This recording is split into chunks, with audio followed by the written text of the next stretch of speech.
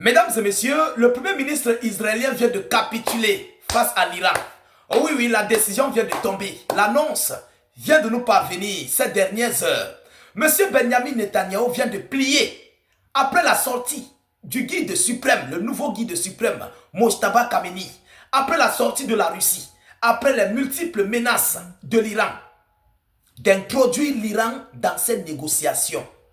Monsieur Benjamin Netanyahu, d'abord partiellement, vient d'ordonner des négociations avec le Liban. Oui, c'est fort. Vous savez, Netanyahu avait dit dès le départ avec M. Donald Trump, vous vous souvenez, que l'Iran ne fera pas partie, je vous l'ai dit, le Liban ne fera pas partie des négociations de ce conflit avec l'Iran et les États-Unis d'Amérique. Et que Washington, de son côté, plus précisément Trump, lui-même avait dit qu'on n'inclut pas le Liban dans nos négociations. Alors, la décision vient de changer, mais on se pose la question, mais qu'est-ce qui a fait plier ces gens-là? Alors, mesdames, mesdemoiselles et messieurs, personne ne s'y attendait. Je crois que désormais, les pro-israéliens et américains vont comprendre. Ils vont comprendre que la force respecte la force. Oui. Je vais d'abord vous faire un exemple. Est-ce que Poutine a déjà eu à plier face à l'OTAN sur la question ukrainienne? Jamais. Jamais. C'est là où il faut comprendre que la force respecte la force. La Russie n'a jamais plié face à l'Ukraine, y compris tous ses alliés européens et américains. Mais pourquoi Israël plie et capitule devant l'Iran? Mesdames et messieurs, qu'est-ce qui s'est réellement passé? Alors, M. Netanyahu dit quoi? Écoutez ce qu'il dit et nous allons décortiquer comme à l'accoutumée. Benjamin Netanyahu dit avoir ordonné à son cabinet d'engager des négociations directes avec le Liban. Qui s'attendait à ça? Mesdames et messieurs, je vous l'ai toujours dit, les pro-israéliens et américains là, arrêtez. Arrêtez. On vous avait parlé, vous ne voulez pas comprendre. Vous ne voulez pas comprendre. Vous ne voulez pas. Mais pourquoi? Bon, d'abord, pour un premier temps, c'est une bonne chose. C'est une bonne chose. Parce que Netanyahu n'a jamais voulu arrêter les hostilités. Leur plan machiavélique, c'est de grignoter du terrain libanais. Vous comprenez un peu? C'est de grignoter le territoire libanais. Alors, pour un premier temps, il dit quand même, on lance les négociations directes donc entre Israël et les États-Unis d'Amérique. Mais quelles sont les clauses de l'accord ou bien les clauses de négociation? C'est ce que nous allons voir dans la vidéoconférence et nous allons décortiquer parce qu'il y a les clauses. Mais ça concerne à quoi? Partagez la vidéoconférence au maximum. Mettez cette vidéo partout à travers le monde. Notre but, vous et moi, c'est d'informer le million de personnes. C'est ça notre objectif. Si moi, état d'urgence, je prends du temps pour vous produire des vidéoconférences avec des informations vérifiées et vérifiables. Alors, à vous de vous acquitter aussi à vos droits de contribution à nos multiples vidéoconférences.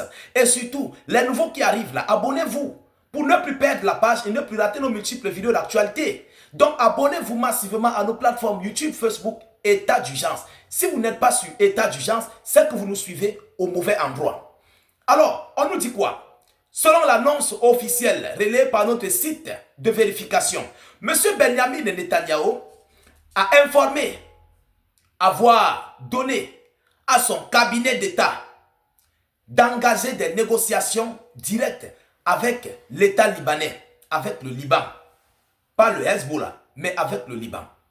Alors, selon la source, le premier ministre israélien Benjamin Netanyahu a affirmé ce jeudi avoir ordonné à son cabinet d'engager des négociations directes avec le Liban dans les plus brefs délais. Dans les plus brefs délais. Yoromani. Mesdames et messieurs, dans cette affaire-là, même si on ne nous dit pas, l'Amérique a conseillé à Netanyahu, gars, Joe, ce que tu fais là-bas, là, faut plier. Sinon là, non, notre dollar souffre. Notre dollar va souffrir. Vous savez, le pétrole ne passe plus. Il n'y a plus de pétrole sur le marché. Joe, ne fais pas ça. Arrête-toi. Ne continue pas. Mais c'est ce qui s'est passé entre les deux camps. On ne peut pas nous dire ça, mais c'est réel. Parce que l'Iran a ce qu'on appelle la gorge du monde à sa main.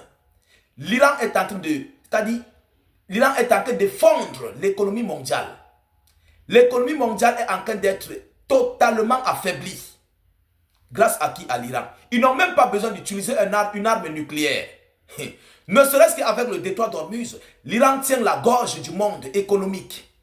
C'est ça la réalité. Et le dollar américain repose sur le pétrole. Je l'ai toujours dit, je l'ai toujours cité ici et je ne vais jamais m'arrêter de vous le dire. Tant que la guerre persiste, le dollar américain perd sa valeur. La bourse américaine chute totalement et complètement, pas seulement américaine, internationale. Internationale. Vous comprenez un peu? Alors, mesdames et messieurs, selon la source que l'on nous dit, selon les propos rapportés par son cabinet, les négociations porteront sur le désarmement du Hezbollah.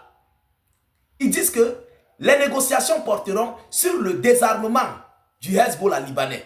On doit retirer les armes du Hezbollah libanais. Je tiens d'abord à vous rappeler que, mesdames et messieurs, l'armée libanaise ne peut pas faire face au Hezbollah libanais. Vous comprenez un peu? L'armée libanaise ne peut pas faire face au Hezbollah libanais. Le Hezbollah libanais, c'est ceux-là qui gardent le pays. C'est une milice armée du pays. Un peu comme le corps des gardiens de la révolution. L'armée ordinaire de l'Iran ne peut pas faire face au corps des gardiens de la révolution. Parce qu'ils sont doués dans les combats, dans les hostilités. C'est la même chose avec le Hezbollah libanais. Ils ont tout type d'armes. Sauf le nucléaire, ils n'ont pas le nucléaire. Ils ont les missiles, ils ont les drones, ils produisent. Donc vous comprenez, eux ils fabriquent. Ils ne passent pas leur temps à commander à l'Amérique ou à Israël. Jamais. Non, hein? Non, non, ce n'est pas ça. L'armée libanaise demande ses armes à Israël et aux États-Unis d'Amérique. C'est pourquoi vous les voyez, ils ne peuvent pas agir contre Israël. Parce que leurs armes proviennent de là. Vous comprenez un peu? Ils ne peuvent pas. Contrairement aux Hezbollah libanais qui fabriquent eux-mêmes leurs lance-roquettes multiples, ils fabriquent eux-mêmes leurs drones. Donc, tous ceux qui vont s'engager dans ça, ils seront envoyés au repos éternel. Direct.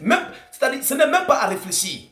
Et on ne parle pas d'un groupe de 10 000 hommes, bien de 5 000 hommes. On parle d'un groupe, d'une armée. Ce n'est même pas une milice ou bien une organisation. Non, c'est une armée.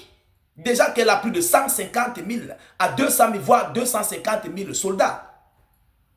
Vous comprenez? Allez taper sur Google. Je n'ai pas besoin de vous dire du n'importe quoi. Et vous allez regarder l'année. L'année qu'on vous donne ce chiffre, soit de 100 000 ou bien 150 000. Regardez l'année. De cette année-là jusqu'à aujourd'hui, ils ont recruté. Ils sont au nombre de combien? Impossible de désarmer le Hezbollah. Détrompez-vous. Même Israël a compris que ces soldats qui s'en vont au front, front à front, face au Hezbollah libanais, tombent. Mais Israël réussit ses frappes en profondeur du Liban. Mais face à face, l'armée de M. Netanyahou ne peut pas. C'est une franche réalité. On les tue comme des souris. Vous comprenez un peu? Alors, mesdames et messieurs, selon la source, les négociations porteront sur le désarmement du Hezbollah libanais et sur l'établissement de la relation de paix entre Israël et le Liban. L'établissement de la relation de paix entre Israël et le Liban. Ce qui veut dire quoi? Après avoir désarmé le Hezbollah libanais, il y aura désormais une paix qui va régner entre Israël et le Liban. Mais pour atteindre ça, il faut marcher sous les instructions d'Israël. C'est impossible. C'est quasi impossible. Ça serait totalement impossible. Même ça là, l'Iran ne va pas accepter ça. Les Libanais, les Iraniens ne vont pas accepter. Le cessez-le-feu, les vraies négociations se passent, comment dirais-je, au Pakistan. Est-ce que vous comprenez? Donc, Netanyahou perd son temps. Il va revenir sous le manguier, petit à petit. Ne vous dérangez même pas. Il reviendra sous le manguier. Hier, qu'est-ce qu'il disait? Aujourd'hui, la langue a changé. Mesdames, mesdemoiselles et messieurs, Dieu est fort. Oh oui, partagez la vidéoconférence au maximum. Mettez-la partout à travers le monde. Sécurisez la vidéo avec un maximum de j'aime. Surtout, n'hésitez pas de vous abonner à nos multiples canaux YouTube, Facebook, État d'urgence et mettez vos avis en commentaire. Je vous reviens tout à l'heure pour une prochaine série d'informations. Soyez encore salués une fois de plus. Ciao, ciao.